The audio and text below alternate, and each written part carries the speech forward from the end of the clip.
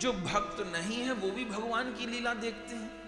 कंस ने भी कोई ना कोई लीला तो देखी, पूतना ने भी तो बाल कृष्ण लाल को पालने में देखा ही कि नहीं देखा?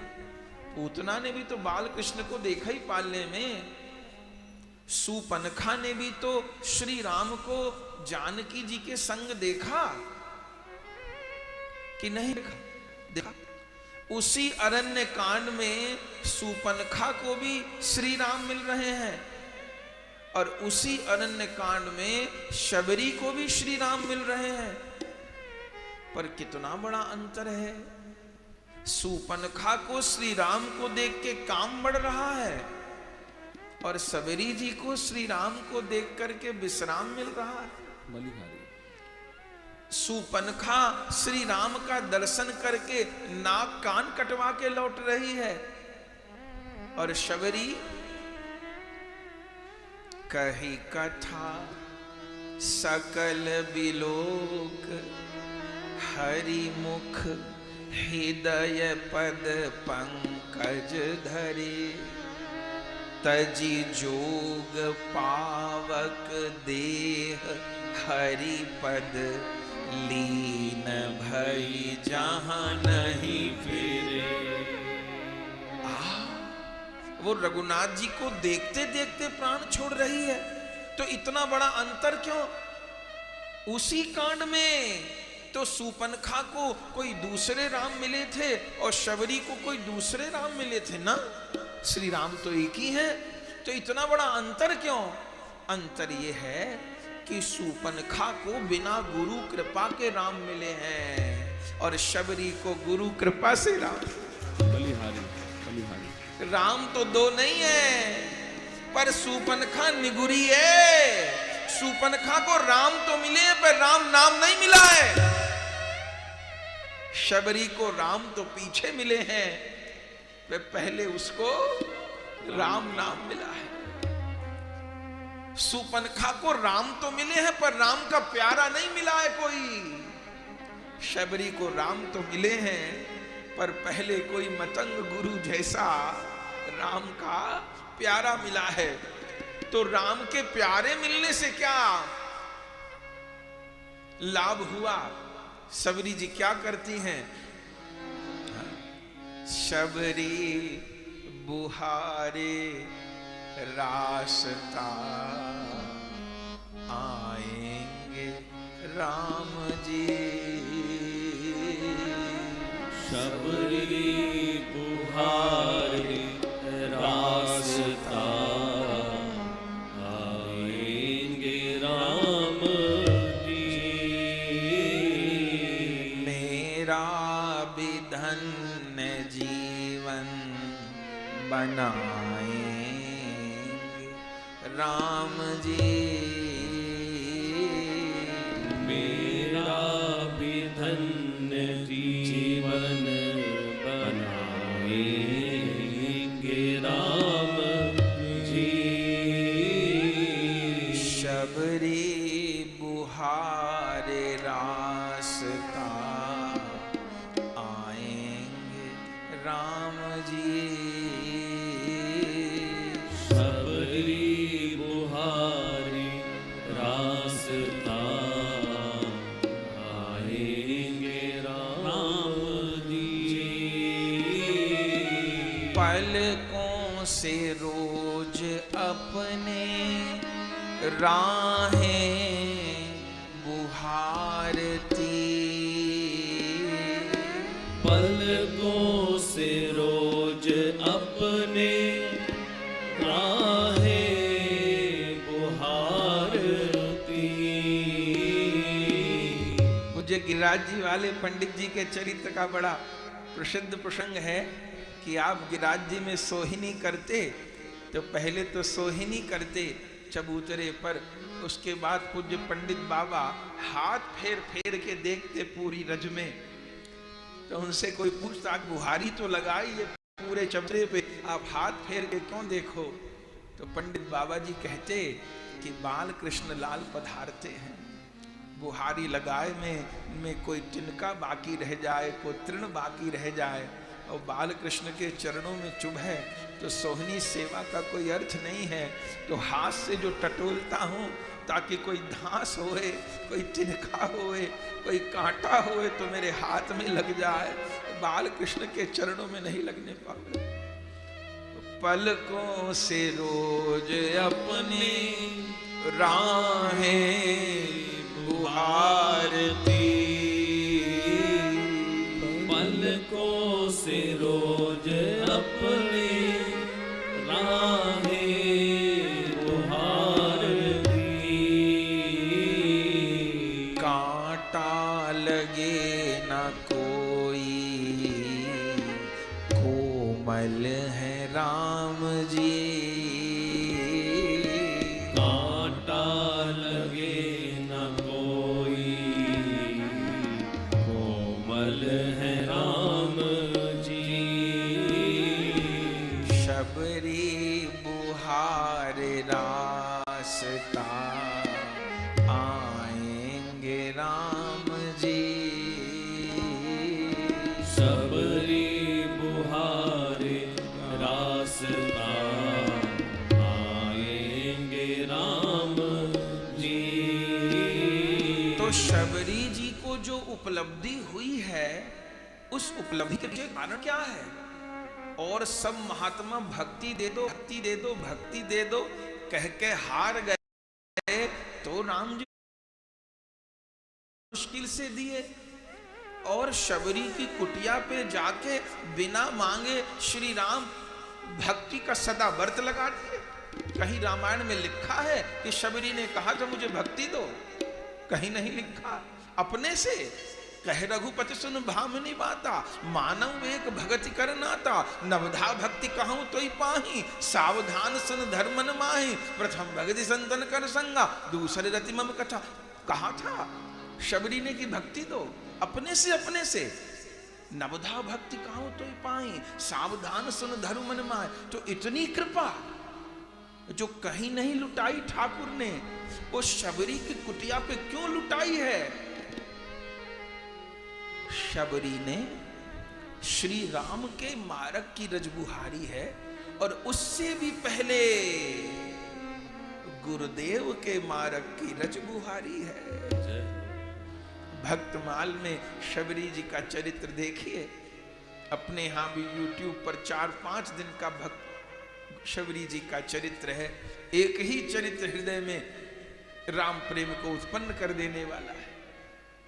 भक्तमाल जी में कितना विशद वर्णन है। राम जी की बाट तो बाद में बुहारी, पहले तो जब घर से भाग के आई थी, चरित्र नहीं कहना है, 16 बरस की, तो क्या करती थी? 16 बरस की अपने घर से भाग के आई थी। उनके पिता इतने पशुओं को मारना चाहते थे उनके ब्याह में, और छोटी सी भागे आई थी। अपनी माँ से रात को पूछा था, मेहंदी महावर लग रहा था शबरी जी को, तो माँ से पूछा था कि माँ इतने पशु बांधे जा रहे हैं क्यों?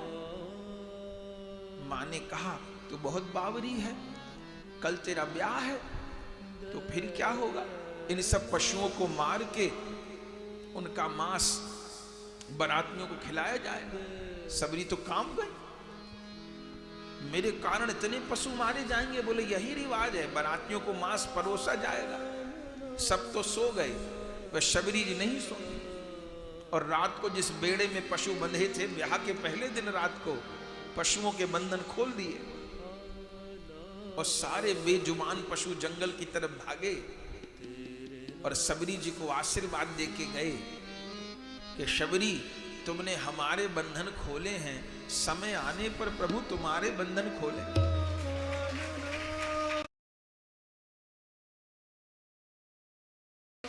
तो शबरी जी ने खोल दिए बंधन, पशु सब चले गए। पर शबरी जी फिर सोच रही हैं कि इन पशुओं को तो खोल दिया, लेकिन यदि घर में रहती हूं तो पशुओं की तो कमी नहीं, पिताजी कल फिर पशु पकड़वा देंगे, फिर मारेंगे, तो मेरे कारण इतनी जीव हत्या होएगी, घर में नहीं रहूंगी।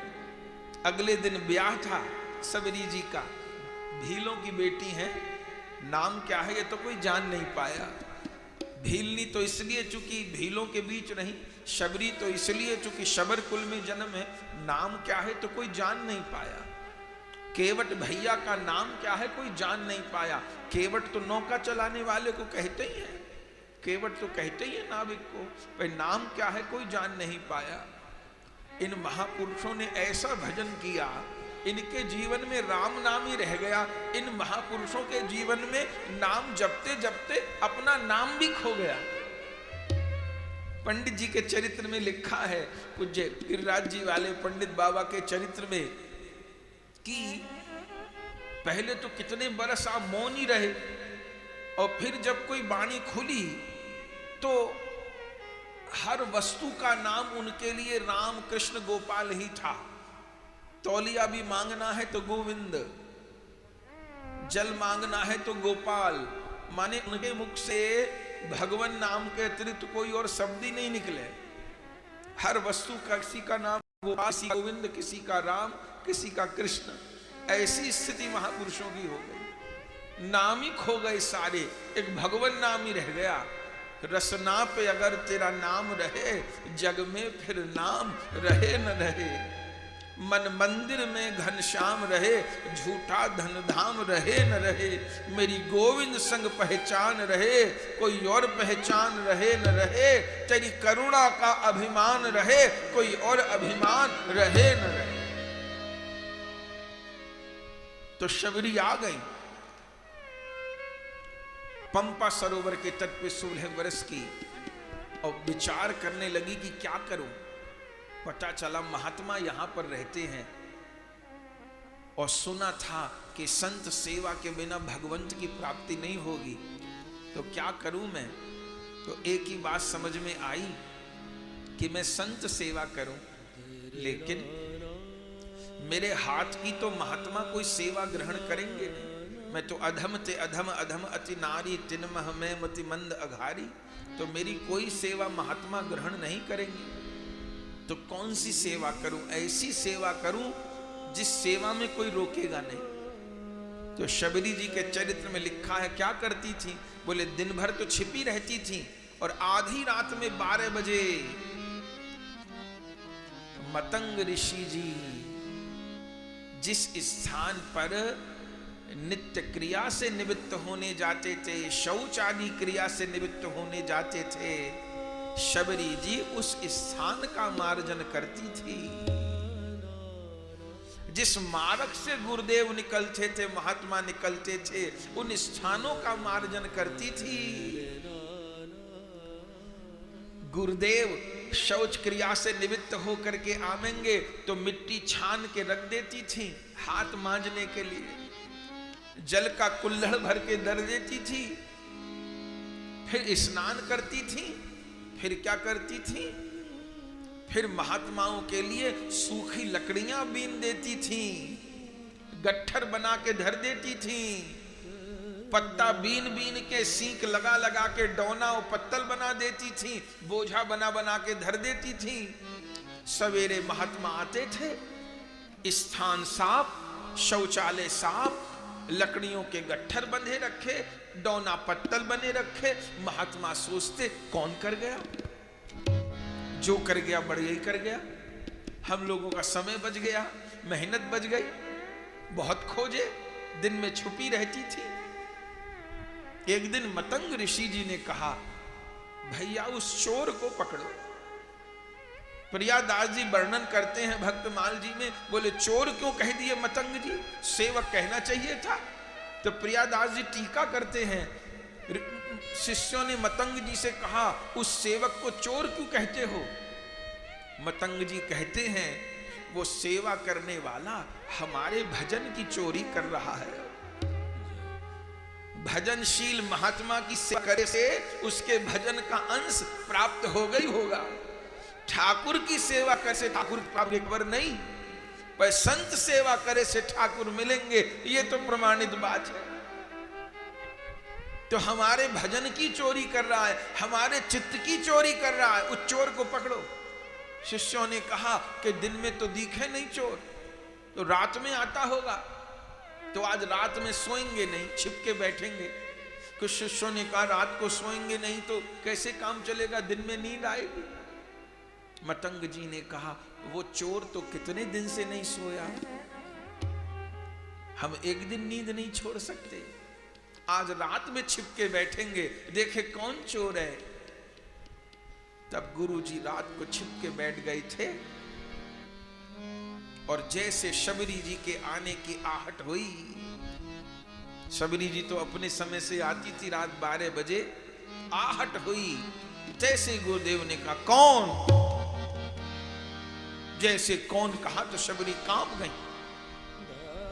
शिष्य ने दीपक जोड़ा और जो दीपक जोड़ा उस दीपक के प्रकाश में गुरु ने शिष्य को देखा, शिष्य ने गुरु को देखा। उस समय की झांकी प्रस्तुत करते हैं प्रियादास जी, कैसी झांकी है सबरी मैया की। बोले सिर के ऊपर तो लकड़ियों का गट्ठर रखा है, एक कंधे पर पत्तलों का बोझा लटका है, एक कंधे पे डौनाओं का बोझा लटका है, दोनों हाथों में बुहारी बंधी हुई है, ऊंची धोती पहरी हुई है, आंखों में आंसू है।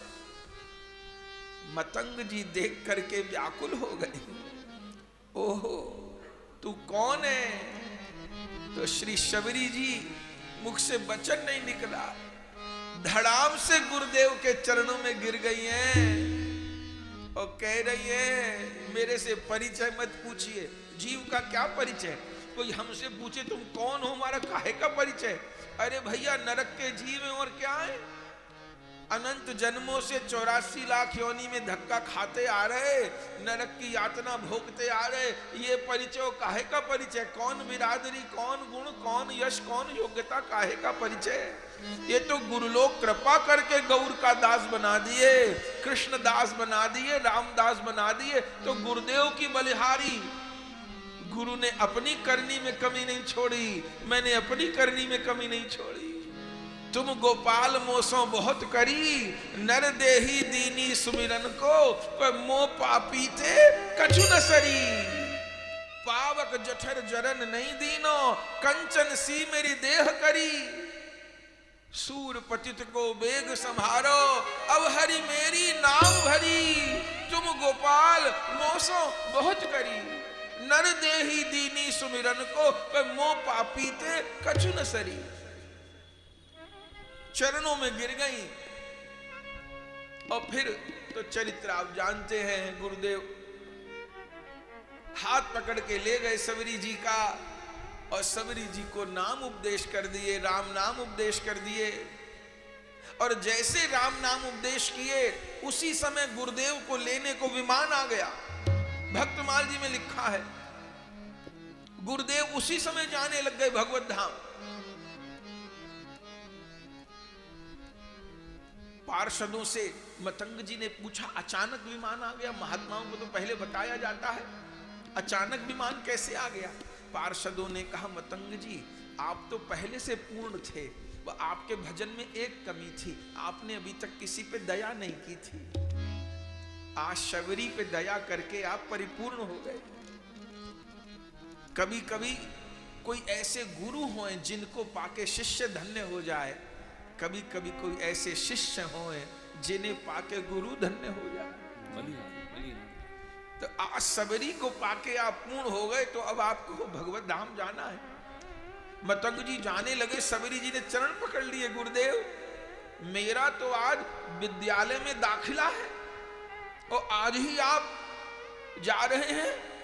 मैं तो भजन मार्ग के विषय में कुछ जानू नहीं, कुछ समझू नहीं, आप नहीं जनाओगे, नहीं बताओगे, मुझे विघ्न आवेंगे, मैं उनको कैसे पार करूंगी? संशय होएगा, उसका निदान कौन करेगा? गुरुदेव क्या कह रहे, बेटी तू एक राम नाम का आश्रय ग्रहण करना, तेरी कुटिया पे राम आएंगे। और कोई बहुत बड़े सत्संग नहीं दिए, कोई वेद पुराण नहीं सुनाए।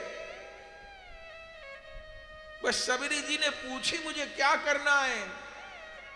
गुरुदेव कह रहे हैं राम नाम करना। तो मैं प्रभु को कैसे प्राप्त करूंगी? मुझे तो साधन नहीं पता। अरे तुझे प्रभु को प्राप्त करने के लिए कहीं जाना ही नहीं पड़ेगा। दुनिया ढूंढती रहे राम को, तुझे तो ढूंढते हुए राम आएंगे।